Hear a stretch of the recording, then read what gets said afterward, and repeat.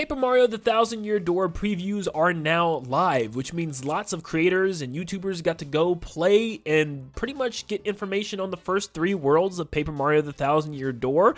And now we know a lot about the game, and yeah, even Nintendo's dropped a lot of brand new trailers and stuff. So today, my job is of course to gather all the previews together into one big preview and kind of tell you the good and the bad about the game and how it's looking right now, just about a month before it releases. So if you guys enjoy updates like this, make sure you leave a like and subscribe. A lot of you guys watching are not yet subscribed, and we are trying to reach 300,000 subscribers. Let's see how many we can get from this one video. Thank you guys so much, but let's jump into the previews and talk about what this new remake has in store for us. So first off, it is a beautiful game, and I don't think I need to really dive into this to tell you, but from what I've heard so far, it is an absolutely spectacular looking game. It takes from the graphics of games like Paper Mario the Origami King and really just combines it with the greatness that made Paper Mario the Thousand Year Door so wonderful in the past. And yes, you can see it, the reflections off of the floor where it kind of looks like paper or cardboard or even wrapping paper at some times, and how the stage flips and flops open during battle,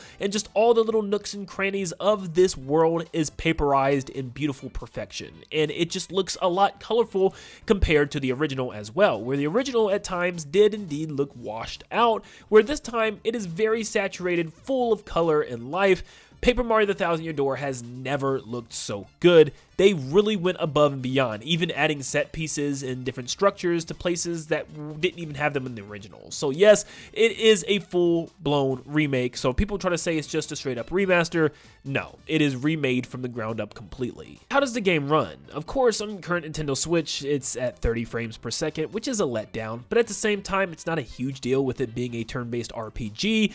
But I've also heard from IGN that there's a lot of stutter and slowdown. Now, interesting enough, I haven't heard this from any other previewer. In fact, Good Vibes Gaming actually said they experienced almost little to no lag or frame rate drops. So I don't know if this is just a random thing that could happen depending on, you know, who's playing and where you're playing. It could just randomly happen. Did IGN do something different? I don't know, but yeah, that's what I've heard so far. You can definitely see in some of the scenes there is some drag, or at least a little slowdown that I've noticed when the screen gets crowded with enemies or something, but for the most part, it does look pretty smooth. The music, the game has an entirely brand new remixed soundtrack, and not only is it returning songs that are remixed, but there's tons of new songs added as well. For instance, Goombella has her own theme when you first see her, and it's not replacing anything or taking anything out. It's just a brand new theme, which is awesome. So we will have new music, but also the classic music has been completely remade in some beautiful brand new ways. And also considering the fact that there's new battle themes as well. Yes, there are completely new battle themes depending on what world you are in. It will actually change, which is an awesome touch that's coming back from Paper Mario the Origami King. And it actually completely re-changes the battle theme and adds new parts to it. If you played Origami King, you'll understand what I'm talking about, as the themes in some areas were completely different than others. But yes, it is an awesome new addition to Paper Mario The Thousand Year Door.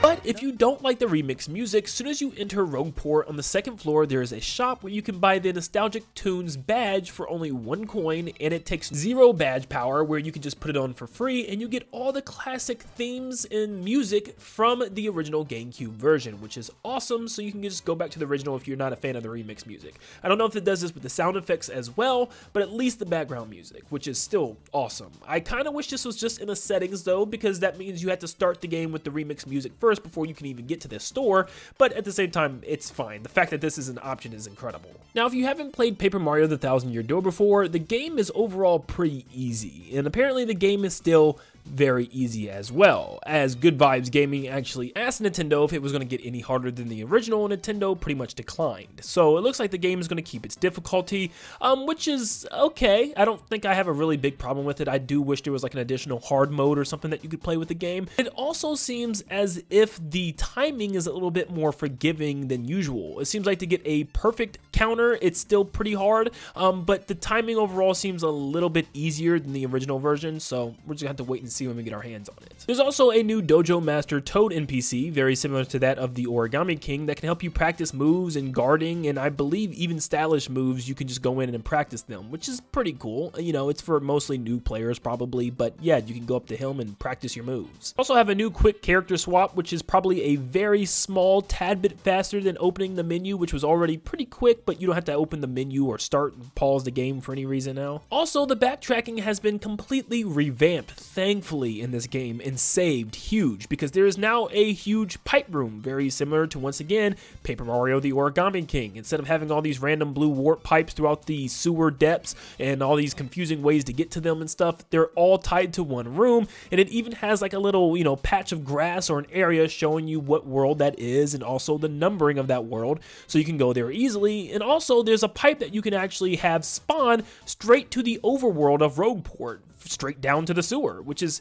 extremely helpful for backtracking, which you're going to be doing a lot in this game if you haven't played it yet. Now, you will want to collect star pieces because they can actually be used for things like sound gallery and even buying stuff for the art gallery, where you can actually see concept art for the original Paper Mario the Thousand Year Door, and even concept art for this version as well, which is just awesome. It's spectacular, it's amazing. But along with that, it looks like there's a badge list to collect all the badges in the game as well, and it even keeps track of them, so yes, you're gonna have a lot of things to collect in this game. Now, from what I heard, this is a faithful remake, which means nothing is really new in this game. Everything with the story beats and just some small, very slight dialogue changes, but for the most part, everything is ideally the same. There's nothing that really changes with the gameplay or the story all that much, and that's not a bad thing. You know, this is a stay true to form remake because people love the original game. There's just some things that needed fixing, and as you can see, there is some quality of life changes that fixes backtracking and that fixes the graphics. You know, this the stuff that people really wanted,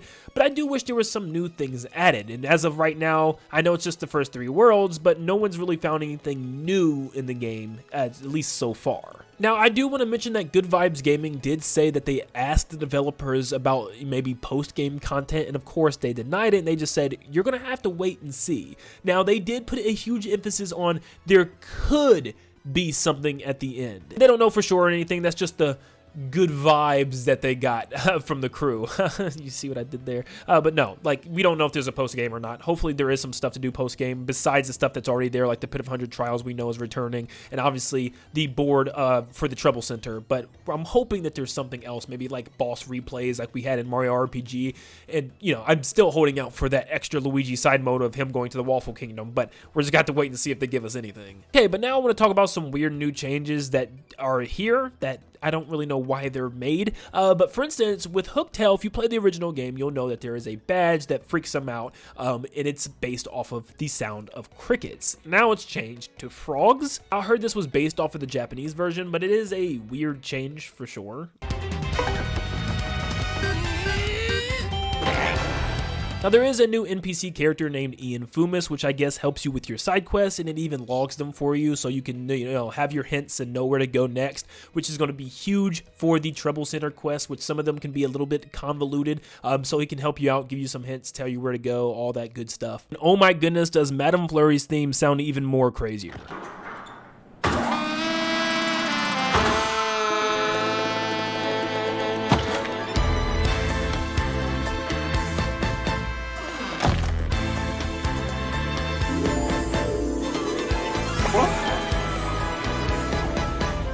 The little uhs and oohs with the guy in the background, it's just so funny. Like, Nintendo is not backing down from anything that they put into the original game. Like, they're going full hands, all hands on deck. Like, this is crazy. You will also have more scenes that are expanded. For instance, the cutscenes will be, you know, a new unique camera view and angle. You also have your partners with you when you're going to new areas. As you can see, they're all in the blimp here. And even when you're holding your map up at the 1,000-year door and filling it out, all your partners are there with you. And I do believe also more partners will pop up on the menu screen as soon as you boot the game up, depending on how many partners you have with you, which is awesome. Also, there's even more unique animations for the characters, including your partners, which has new ones, and even even Mario himself, which now he'll even like look around and, for instance, he looks up at Hooktail as he flies over in Petal Meadows. Oh yeah, and the Fire Emblem Toad is still there, with the same dialogue as well, which is just awesome. Yeah, I think it's safe to say that Paper Mario The Thousand Year Door Remake is doing everything perfectly right. Like, man, I cannot wait to get my hands on this game and play it, and we can in literally just under a month. So if there's any new information that comes out, I'll be sure to let you guys know. But thank you so much for tuning in. Make sure you leave a like and subscribe before you head out, and if you have any other secrets or things that you found, let me know in the comments down below. But also, I am calling on you guys because I'm putting together a massive list of things that you should know before jumping into Paper Mario The Thousand Year Door. So obviously these don't need to be any crazy spoilers or anything like that, but just little things that could help new players out. So if you have something, just comment TYSK, which stands for things you should know, followed by the thing that you think people should know. Now these could also just be little things that don't even have to deal with the game, just like little fun Easter eggs or something you can go find, but just let people know some things to expect before they jump into this game, or maybe just some things that could help them along their adventure better. But thank you so much for tuning in, and like always, I will see you all on the next one. See ya, guys.